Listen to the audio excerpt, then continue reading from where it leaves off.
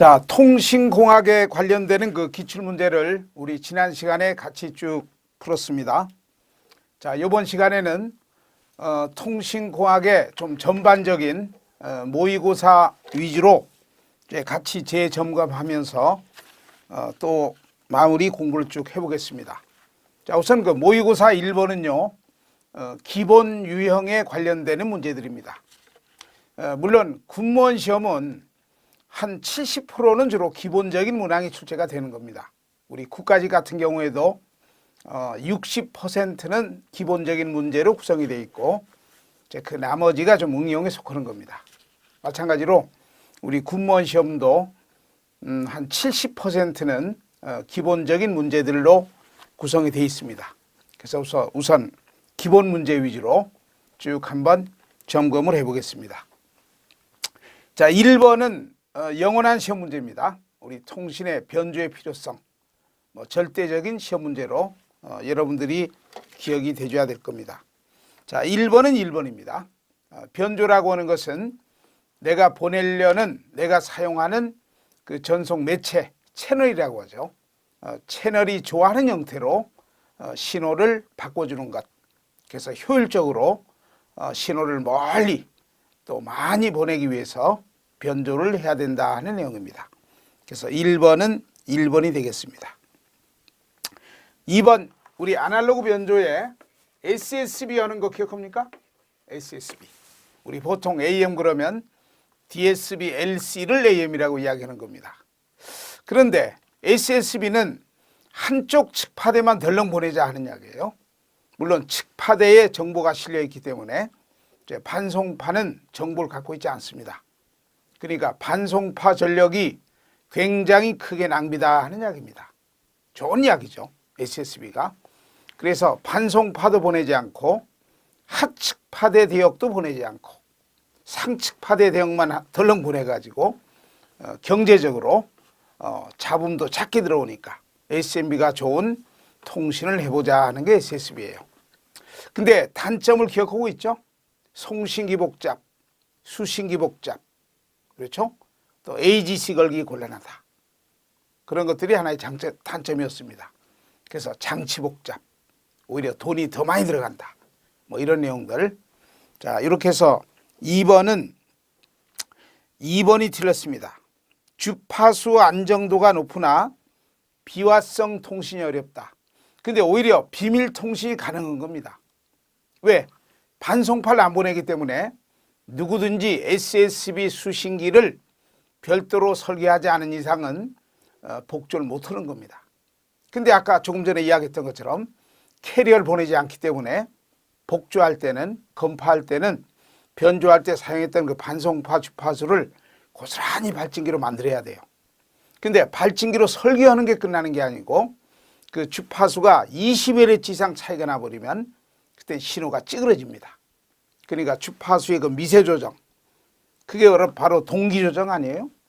주파수의 동기 조정하는 회로가 들어가줘야 된다. 그래서 수신기가 상당히 복잡해지고 또 검파, 복조가 곤란해지는 안타까운 단점이 있었습니다. 그러니까 2번은 틀렸죠. 주파수 안정도가 높으나가 아니고 주파수 안정성에 상당히 문제가 있다. 그렇죠? 그리고 비화성 통신이 어렵다가 아니라 오히려 비밀 통신은 하나의 특징으로 우리가 사용할 수 있는 겁니다. 그래서 2번이 틀렸습니다.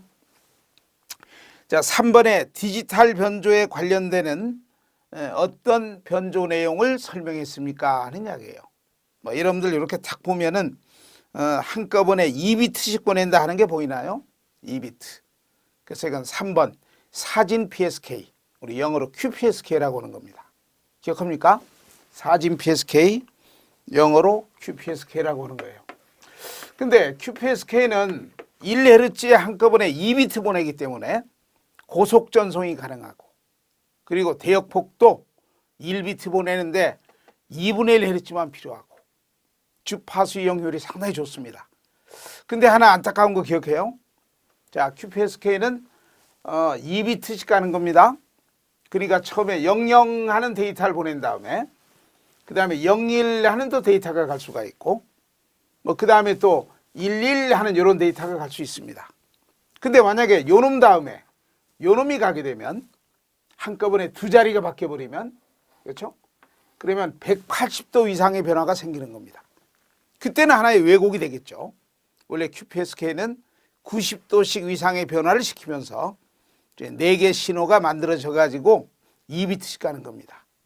근데 이제 180도 이상의 변화가 되는, 한꺼번에 두 자리가 바뀌는 그런 데이터를 전송하게 되면 그때는 90도 이상의 변화가 아니고 180도 이상의 변화가 돼서 왜곡이 생기게 되는 겁니다. 그게 문제였죠. 그래서 요거에 대한 대책이 O자 들어가는 거 기억합니까? OQPSK하는 옵셋, 어떤 시간차를 좀 주자 이 말이죠. 그래서 O자 붙은 QPSK. 요게 바로 180도 이상의 변화를 제거시켜 나가는 요거에 대한 보완책이 되는 QPSK가 바로 OQPSK예요. 그래서 이것은 여러분들 알고 있는 것처럼 한 심벌이 2비트 아니에요? 그러니까 한 심벌의 반, 그러니까 1비트 정도 보내는 시간, 1비트 정도 보내는 시간만큼만 딜레이 시키면서 변조시켜 나가는 것. 그게 O자 붙은 QPSK.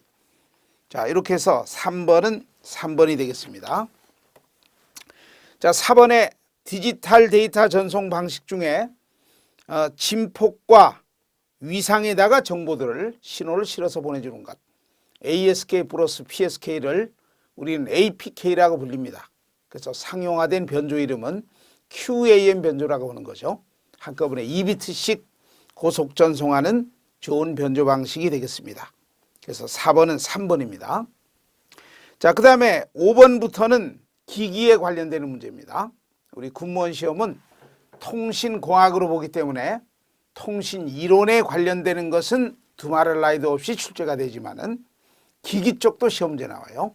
송신기, 수신기 하는 또 안테나 관련되는 문제까지 시험 문제 나오는 광범위한 출제 기준을 갖고 있는 게 바로 통신공학이다.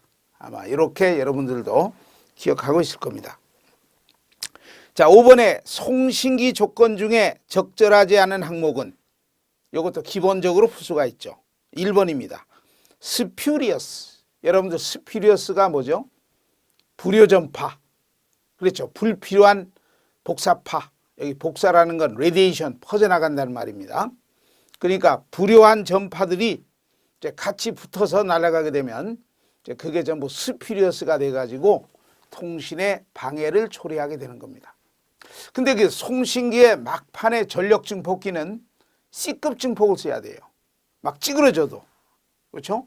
효율이 좋게 C급을 가지고 설계하는 겁니다. 그러다 보니까 가장 높은 그 반송파를 C급으로 막 찌그러뜨려서 증폭하다 보니까 고조파들이 막 생겨가지고 이제 그놈들이 영향을 주게 되는 그런 안 좋은 현상이 스퓨리어스 발사입니다. 그렇죠? 그러니까 1번이 답이 되겠습니다. 스퓨리어 발사는, 스퓨리어스 방사는 거의 없애야 되는 겁니다. 많고가 아니라 없애야 돼.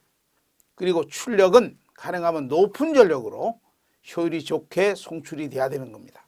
그래서 1번이 틀렸습니다. 2번에 보면 대역폭은 가능한 한 최소인 게 좋다. 당연하죠. 대역폭을 넓게 해서 보내버리면 전력도 많이 낭비가 되는 것이고, 그리고 대역폭이 넓게 가져가면 또 다른 신호의 통신을 또 쉽게 주기도 하고 또 쉽게 받을 수도 있는 겁니다. 그러니까 가능하면 적정선의 대역폭, 그 중에도 가능하면 줄여나가는 방법, 이런 것들이 좋은 기법이 되는 겁니다. 그래서 5번은 1번입니다. 자, 6번도 동일한 문제입니다. 스퓨리어스 복사, 스퓨리어스 발사, 그러니까 불효 전파가 송신기에서 퍼져나가는 그 대책이 바로 스퓨리어스 복사 방지 대책이 되는 겁니다. 자, 아까 이야기했죠. 송신기에서 스퓨리어스는요, 그 제일 막판에 전력 증폭에서 문제가 되는 겁니다. 그렇죠? 송신기의 스퓨리어스는 스퓨리어스 그러면 우리가 불효복사파, 그렇죠? 불효복사파, 그냥 알기 쉽게 불효전파, 이렇게 이야기를 하는 겁니다. 그러니까 이제 반송파에다가 정보 실어가지고 송신기에서 변조가 다 완료가 됐습니다. 그런 다음에 그 반송파만 대전력으로 팍 쏘아주면 되는 거 아니에요? 그런데 가능하면 효율이 좋은 C급, B급보다는 C급이 더 효율이 좋은 거니까 C급 증폭을 시키다 보니까 그때는 굉장히 많이 찌그러지게 증폭하는 겁니다. 그러다 보니까 고조파들이 막 득실거려가지고 많이 생겨가지고 그놈들이 같이 붙어서 날려가려고 한다 하는 그게 스퓨리어스 발사가 되는 겁니다. 그래서 1번에 전력 증폭기의 바이어스 전압을 가능한 한 작게 제공하고, 그러니까 바이어스를 좀 작게 준다는 이야기는 직류 전압을 좀 작게 주는 겁니다. 그러면 주로 A급 증폭기 형태로, 그렇죠? 찌그러짐이 없는 좀 소신호가 될 망정 그렇게 하는 기법이 바이어스 전압을 너무 강하게 주지 않고 좀 작게 주는 방법, 그렇죠? 그런 방법이 가장 좋은 대책이 되는 겁니다. 자, 그래서 1번이 틀린 이유는 전력 증폭기의 바이어스 전압을 높게 설정하고, 그래 버리면 거의 스위치 개념으로 갈 거 아니에요? 더 심하면 그러면 더 찌그러지겠지, 그렇죠? 그리고 여진 전압, 구동 전압이라고 하는 겁니다. 여진 전압, 구동시키는 전압, 뭐 이것도 같은 뭐 바이어스 전압이라고 봐도 무방하는 그런 내용이 되겠습니다. 그래서 그 앞에 보조 전력 증폭, 그걸 여진 전력 증폭기라고 하는데, 그 보조 증폭기의 바이어스 전압도 좀 작게 걸어가지고 그 앞부분에서도 찌그러지 없는 파형을 만들어서 그 뒤에 전력 증폭기로 연결이 되게끔 해줘야 될 것이다 하는 이야기입니다. 그러니까 6번은 1번이 틀렸습니다. 자, 시험 문제에 송신기의 가장 심각한 게 뭐냐면 제일 막판에 대전력 증폭기입니다. 그게 가장 고주파를 증폭하는 부분 아니에요? 그래서 대전력을 만들어야 그 안테나한테 그 전력을 딱 주는 거니까. 그러니까 그 부분에 가장 중요한 시험 문제는 스퓨리어스 발사가 될 수 있다 하는 이야기예요. 그럼 요거에 대한 대책이 뭡니까? 이렇게 물으면 전력 증폭기의 바이어스 전압을 크게 주지 말고 바이어스 전압을 가능하면 작게 바이어스 전압을 제공한다. 그렇죠? 그리고 여진 전압, 그 메인 증폭기 바로 앞단에 여진 증폭, 보조 증폭기의 전압도 좀 작게 줘가지고 앞단에도 찌그러짐이 없는 신호를 증폭하세요 하는 이런 기법들, 이런 것들이 중요한 대책이 되겠습니다. 자, 그래서 6번은 1번입니다. 7번에 FM에만 사용하는 회로 기억합니까? 프리엠파시스, 송신기에 쓰는 거죠. 수신기는 디엠파시스, 프리엠파가 됐든 디엠파가 됐든 엠파시스를 쓰는 이유가 뭡니까? 이렇게 시험 문제 나오면 6글자로 고역 SMB 개선. 기억합니까? 음성 신호 중에 좀 높은 주파수는 증폭이 좀 어렵습니다. 그리고 FM 시켜버리면 잡음이 좀 높은 쪽에 많이 나타난다 그 말이에요. 그러니까 그런 걸 고려해가지고 방송국에서 음성 신호를 먼저 뽑아놓고 증폭을 시킬 때 주파수가 높은 쪽은 증폭을 좀 더 많이 시키는 것. 그게 프리엠파시스 아니에요? 그런 다음에 수신기에서는 오히려 주파수 높은 쪽의 증폭도를 좀 다운시켜버리면 디엠파시스로 해버리면 충실한 원음이 되면서 SMB가 상당히 좋아지는 좋은 통신 방식이 구현이 되는 겁니다. 그래서 AM에 없는 FM에만 들어가는 회로가 바로 엠파시스 회로가 있었습니다. 자, 그래서 7번은 4번입니다. 고역 SMB 개선 4번입니다. 자, 그 다음에 8번에 안테나가 달린 모든 수신기는 슈퍼 헤테로다인 방식 아니에요? IF 방식. 그렇죠? 고주파 증폭은 트랜지스터가 굉장히 어려워하기 때문에 고주파 증폭은 한 번 정도만 시킨 다음에 중간 주파수로 다운시켜서, 그래서 증폭을 80만 배 정도 이상 충분한 증폭을 해서, 그래서 파형이 보이게 해놓고 신호를 되찾는 슈퍼 헤테로다인 방식 혹은 IF 방식이라고 불리는 이런 기법을 쓰고 있습니다. 자, 그래서 이런 기법을 쓰게 되면은 좋은 점이 뭐죠? 감도가 좋고 선택도가 좋고 충실도가 좋고 상당히 좋은 충실한 원음 처리가 되는 겁니다. 근데 치명적인 고유의 방해가 있다는 거 기억합니까? 영상 주파수에 혼신 방해가 있다는 아주 어려운 하나의 안타까운 단점도 꼭 기억이 되셔야 될 겁니다. 자, 이렇게 해서 이제 8번은 1번이 틀렸습니다. 중간 주파 증폭기의 대역폭을 넓게 취해 가지고 감도를 향상을 시킨다. 요 말 자체가 틀렸습니다. 그러니까 고주파를 중간 주파수, 우리 보통 IF라고 하죠. IF도 고주파입니다, 일종의. 그래서 IF가 AM은 455kHz, FM은 10.7MHz를 대표로 쓰고 있습니다. 그럼 AM 같은 경우는 455kHz 안에 신호가 쏙 이관되어 있는 겁니다. 그래서 455kHz의 중간 주파수를 증폭을 80만 배 정도 시키는 거예요. 그러면 이제 레벨이 팍 커질 거 아니에요. 그렇죠? 근데 중간 주파수는 고주파지만은 증폭하는 데는 큰 무리가 없다, 이렇게 권고가 되는 주파수니까. 이제 그렇게 해놓고 그 안에 신호를 뽑아내면 상당히 충실한 원음 처리가 가능하게 되는 겁니다. 자, 그런데 1번이 잘못되는 이유는 중간 주파 증폭기의 대역폭을 넓게 취해 가지고, 그건 틀린 이야기죠. 대역폭을 쓸데없이 넓게 취하는 거 아닙니다.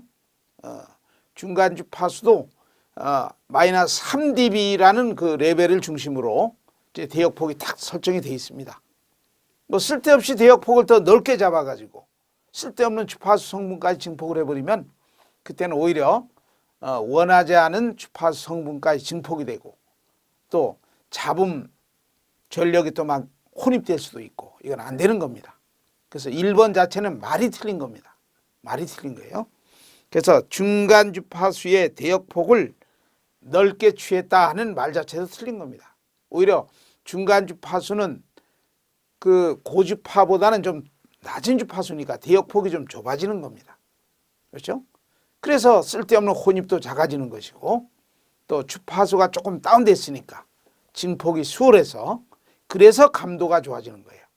감도라는 것은 어느 만큼 미약한 신호까지 소리 나게 하느냐 하는 게 감도입니다. 그러니까 중간 주파 증폭을 80만 배 이상 증폭을 많이 했기 때문에 미약한 신호가 들어와도 전부 다 깨끗하게 소리가 잡힐 거 아니에요. 그래서 1번이 틀렸습니다. 자, 9번에 중간 주파수의 선정 과정 중요하죠, 이거. 그렇죠?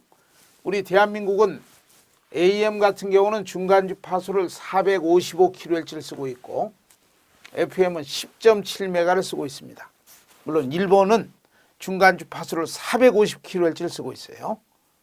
물론 중간 주파수의 그 범위는 이 권고가 되어 있는 범위 안에서 쓰세요 이렇게 제시가 되는데 이 중간 주파수를 우리 영어로 IF라고 하죠. Intermediate Frequency, 중간 주파수. 근데 중간 주파수의 선정 과정이 중요하다는 시험 문제로 중요하게 다뤄지는 문제라고 여러 번 강조했던 기억이 납니다. 그렇죠? 여러분들 이 고주파 있죠? 반송파. 우리가 사용하는 캐리어 반송파 주파수가 높으면은 높을수록 10%가 대역폭이에요. 10% 안에 정보를 실을 수가 있습니다. 그러니까 주파수가 한 단계 더 높은 놈을 쓰게 되면 내가 쓸 수 있는 정보를 집어넣을 수 있는 대역폭은 수백 메가헤르츠던 넓은 대역폭을 내가 통신한다 그러면 다 쓸 수가 있는 겁니다. 그렇죠? 그러니까 그걸 생각하시면 돼요. 대역폭이 넓어질 때 여러분들 이러한 카브하고 그렇죠?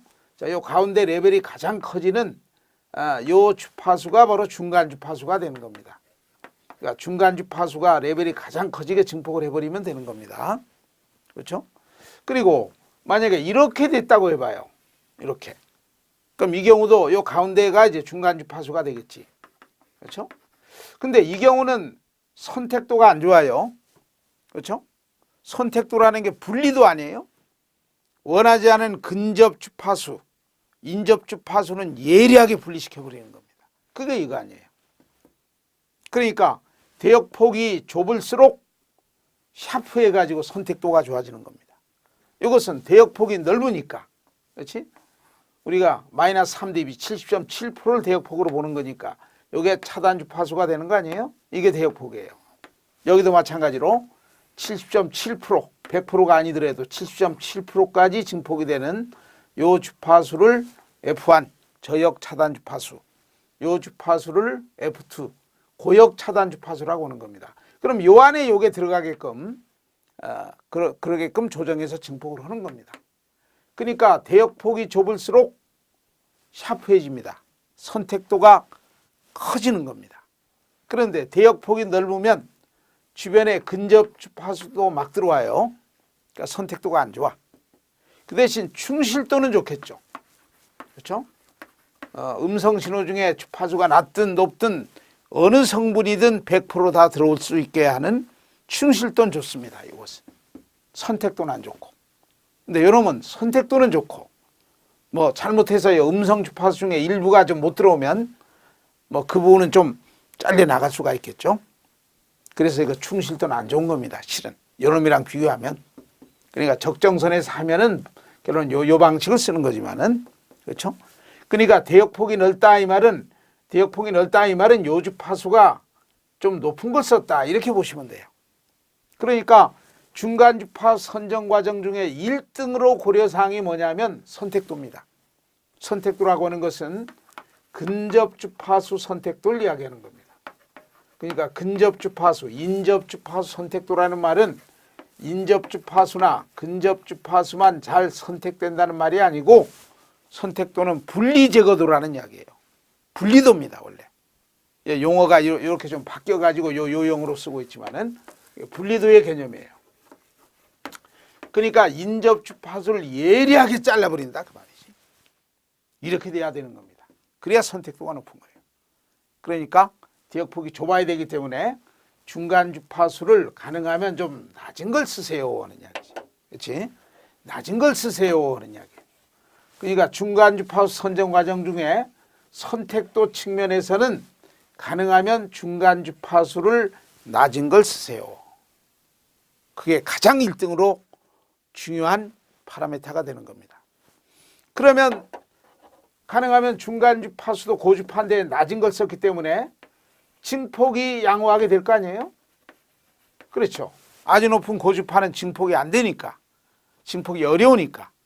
그러니까 중간 주파수로 바꾸면서 슈퍼 헤테로다인 방식으로 설계가 되는 겁니다. 그렇겠죠? 그러니까 주파수가 좀 낮으면은 증폭이 양호해지는 겁니다. 당연하지. 그럼 증폭이 양호했다는 말은 이득이 상당히 높게 증폭이 크게 잘 만들어지는 겁니다. 그러면 이득이 크게 나왔다는 이야기는 미약한 신호지만은 전부 소리나게 할 수 있다 그 말이에요. 그러니까 감도가 좋아진다는 이야기죠. 감도. 그렇죠? 그리고 안정도가 좋아진다는 이야기. 그렇죠? 안정한 증폭이 되면서 수신기가 설계되는 거 아니에요? 그러니까 감도가 좋아진다. 안정도가 좋아진다. 이건 증폭이 제대로 잘 됐다는 말이에요. 그러니까 IF를 낮춰라 그 말이지. 근데 1등으로 중요한 파라미터는 선택도입니다. 그러니까 선택도가 좋아진다. 감도가 좋아진다. 안정도가 좋아진다. IF를 낮춰라. 할 수 있죠. 그 대신 IF 높여라 해서 좋은 건 뭐지? 충실도는 좋아지겠지. 그렇지?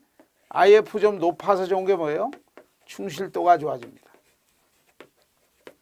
충실도가 좋아진다는 말은 주파수 특성이 좋아진다고 할 수 있죠. 모든 주파수 신호들이 빠짐없이 전부 들어올 수 있기 때문에 주파수 특성이 좋아진다. 이렇게 할 수 있어요. 그 말은 대역폭을 넓게 쓰고 있는 겁니다. 그렇지? 근데 슈퍼 헤테로다인 방식의 치명적인 단점이라는 게 뭐예요? 영상 주파수의 혼신방해 아니에요? 여러분들 영상 주파수 기억하나요? 영상 주파수가 이게 수신 주파수입니다.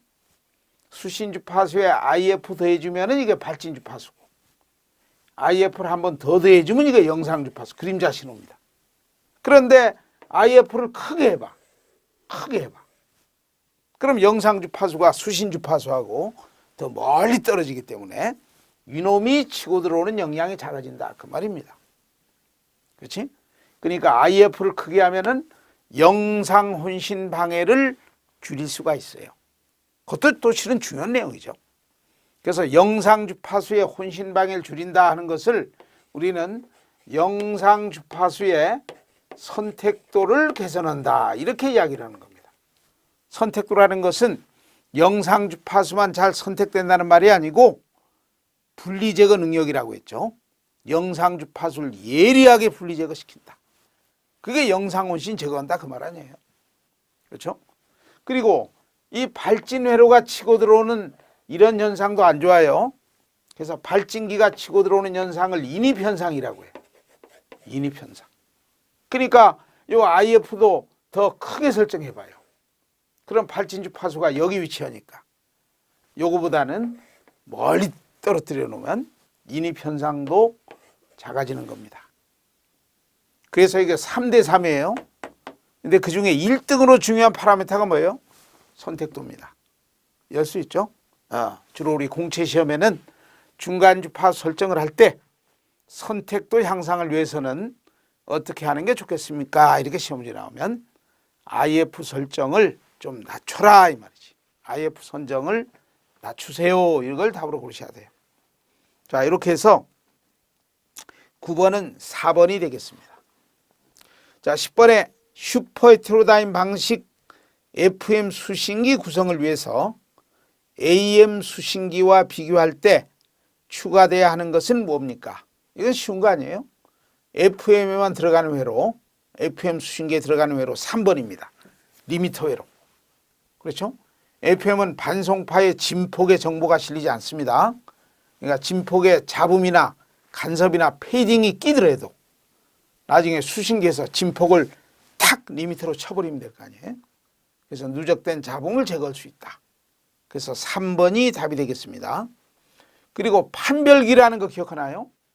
판별기는 주파수의 편의량을 감지하는 FM의 건파회로, 복조 이름이 좀 특이하죠. 주파수 변별기 회로 혹은 주파수 판별기 회로.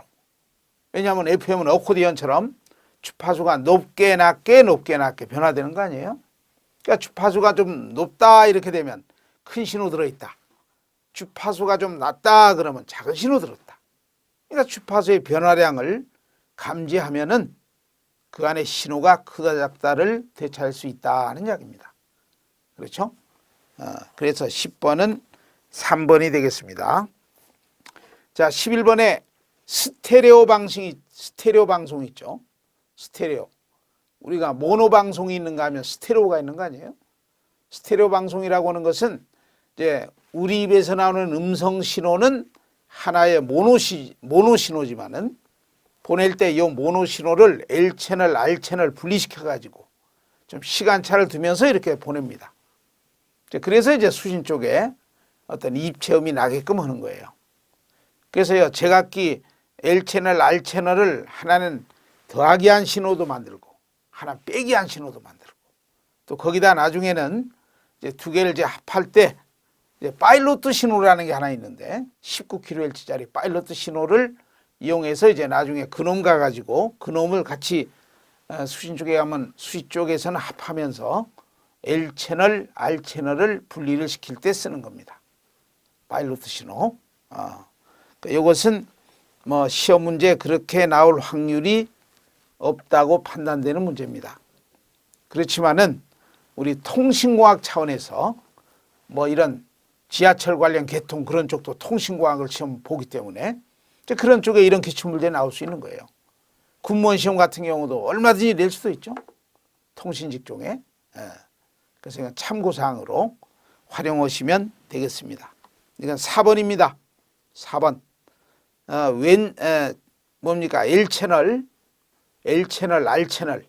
그러니까 좌측 채널, 우측 채널을 나중에 확실하게 분리시켜 나갈 때 그때 19kHz를 같이 혼입하면서 이렇게 수학적으로 이제 이걸 집어넣으면서 결론은 분리시켜 나갈 수가 있는 겁니다.